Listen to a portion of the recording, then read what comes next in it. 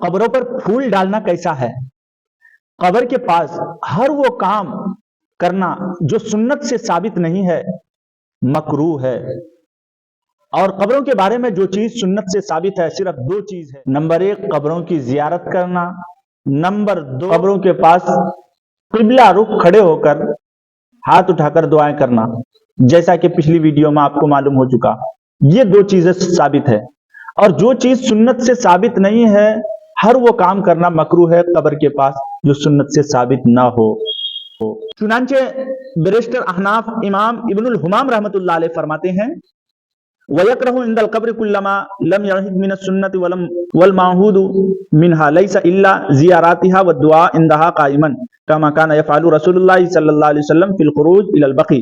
यानी कब्र के पास हर वो काम करना जो सुन्नत से साबित नहीं है, मकरूह है। और साबित यह है कि कब्र की जियारत की जाए और खड़े खड़े दुआ की जाए, जिस तरह हुजूर सल्लल्लाहु अलैहि वसल्लम जन्नतुल बकी में करते थे। चुनांचे हर उस काम से बचना चाहिए जो आप सल्लल्लाहु अलैहि वसल्लम से साबित नहीं है। तो चूंकि कब्रों पर जियारत के वक्त फूल डालना आप सल्लल्लाहु अलैहि वसल्लम से साबित नहीं है और ना ही आप सल्लल्लाहु अलैहि वसल्लम के हकीकी और सच्चे मुत्तबईन यानी हजरात सहाबा से भी साबित नहीं है, इसीलिए इससे बचना चाहिए।